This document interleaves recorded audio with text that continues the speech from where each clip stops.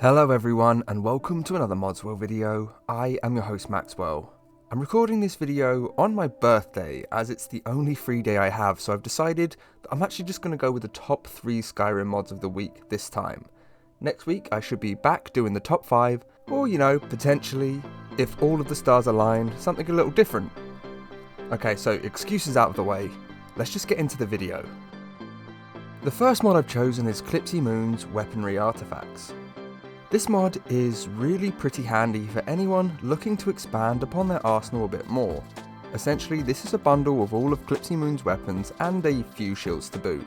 We get the Stinger, Daedric Lord's Sword, Elven Silver Dagger, Hafita's Shield, the Iron Dragon, Head Tower Shield, Necros, the Iron Things otherwise known as the Avatar's set, a Vamp Sword, Peacemaker, a new set of Nightingale equipment, the Warblade gear, and finally Grimdell.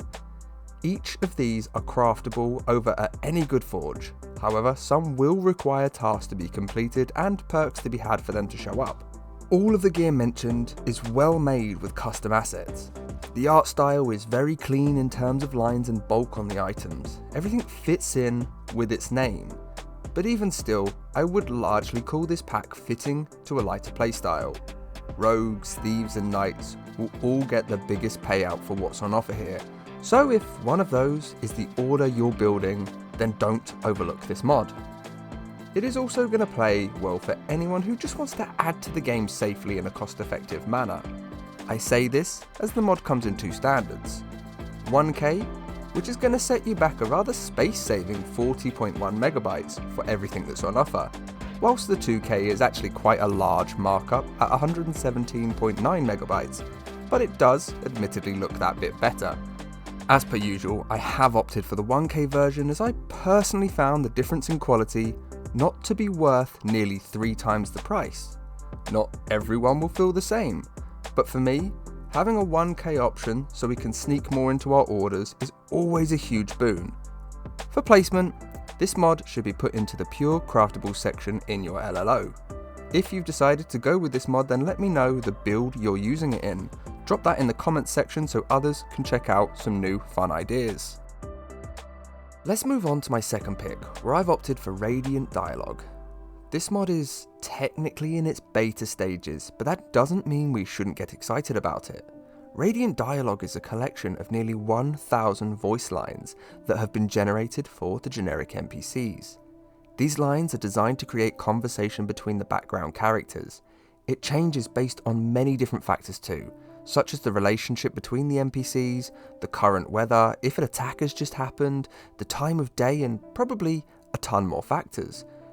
Through use of some clever maneuvering, the author has managed to create something really quite special here. Small talk in Skyrim. Sure, there is a bit in the main game, but it isn't the same as this.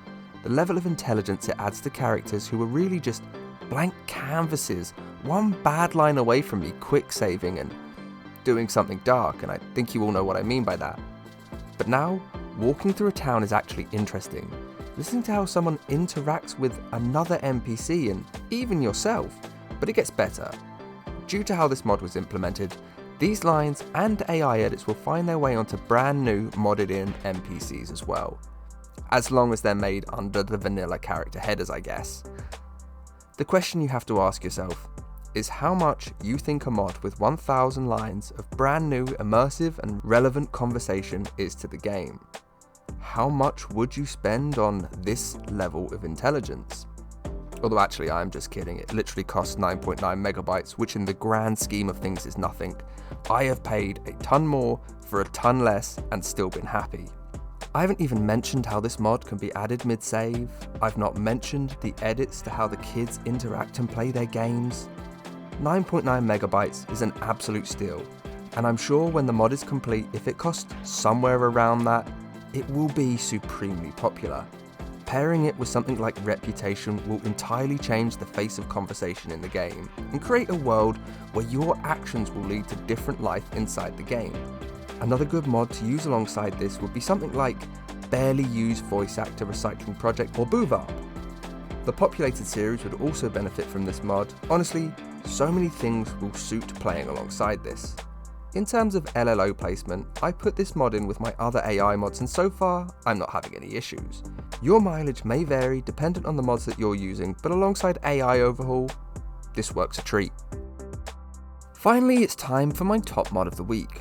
Whenever I see the word Cathedral in a mod's title, I have to go and check it out, and this was no different.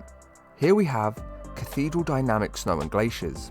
The people behind Cathedral have supplied most of my game world with a different look at one time or another. Their grasses and weathers are currently in my game. In fact, their weather is the benchmark I use to measure other weathers against. But this time, it's their snow-based textures under the microscope, and I'm sure we shall see the same high-quality textures made in a console performance-friendly manner. So let's just take a look. The first thing I noticed was how the snow had shading and different colours, almost as if it had been blended with the dirt below. Usually snow mods leave a blanket of white, which looks really nice, but it's only part of the story. This mod does the inverse, with the blended style being really appreciated around the areas with high foot traffic. However, as most of Skyrim is actually untouched fields of freshly laid snow, I find myself wanting some nice clean whites. These never really showed up for me, however this version is considered the darker version of Cathedral Snow, so I guess that kind of makes sense. Dependent on if you like your snows blended or pristine, you may want to use different files. The truth is, I would love to see a mixture of the two, where areas around population had a more blended look, and the parts where the land is untouched since the last snow being a clean white. The quality of the textures themselves is extremely high though, and if you have a high population in your game, then the blended look of the snow is probably what you're going to want. The quality comes as no surprise considering it's under the Cathedral banner, but the snow isn't all that's on show here.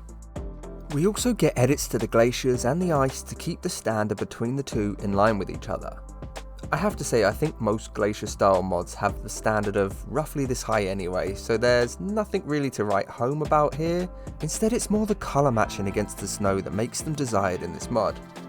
I want to be honest with everyone though, so I'll talk about a few of the problems snow mods can have and how this mod handles them. Generally speaking, snow mod suffers in a few spots. The blending with the roads and the verges, shading at night time, and basically how it handles other landscape items being on or under the snow. When it comes to blending, this mod seems to add more to the roads in order to keep them fairly well blended and flat. It largely does a good job of this, but there are still instances where harsh lines can be seen. This is one of the better snow mods at dealing with this problem, but it isn't quite perfect. At night, once again, there are small issues where the snow will appear darker than it should, other than small spots where the snow is just a little bit too light for the rest. The biggest place you'll see this is on the roads, where the stones used will have a light outline, but the rest will be kind of dark. I'd put this at middling when it comes to blending in this regard. Again, I've seen much worse very often, and it isn't a game-breaking issue like some that I've seen before. That actually covers the third point as well, which is pretty handy. I will talk about the more boring aspects now. This mod comes in 1K for 35.7 megabytes, which is extremely good for what it covers. Alternatively, you could opt for a crisper 2K in textures, which definitely have a lot more star quality, but will set you back a nasty 122.6 megabytes. As always, the choice is yours, but in my testing, I have to be straight up and say the 2K is definitely much better. This is because snow covers huge amounts of land and the glaciers can be quite large. Because of this, 1K looks kind of stretched, but the 2K is pretty perfect. Should you have the space, I do recommend it, although at that point there are other options for the cost. Nordic, which blends worse, but I do prefer the colours, costs half as much. Fluffy, which blends better and actually might look more realistic, costs a quarter of this. There are a ton more options out there too. However, in motion, I noticed this is where Cathedral really shines. Whilst running against the snow, you see less issues than you would in other mods, like jagged and abrupt markings. This was just not something I saw with Cathedral though, which is really excellent. I also found how it reacted to new lighting from your weather mods to look far nicer than others in this class. Okay, so I am actually waffling a little bit about this mod now. It's really good and I suggest giving it a try in either 1k or 2k depending on how much size you've got left. For my LLO, I would suggest dropping this in with your landscape edits. On the OG LLO, I would put this in with your other textures below anything else that adds in snow, such as Skyland. Simple as that. On that, I'm going to call it. As per usual, I've left all the links to the mods mentioned for Xbox and PC in the description below. You'll also find links to useful resources such as all of my orders, my Discord community and the Skyrim Xbox mod subreddit where you'll frequently find me. If this has been helpful, I would really appreciate those likes, comments and of course subscriptions. They help with YouTube's algorithm just a whole bunch. But either way, thank you for watching and I hope to see you in the next one.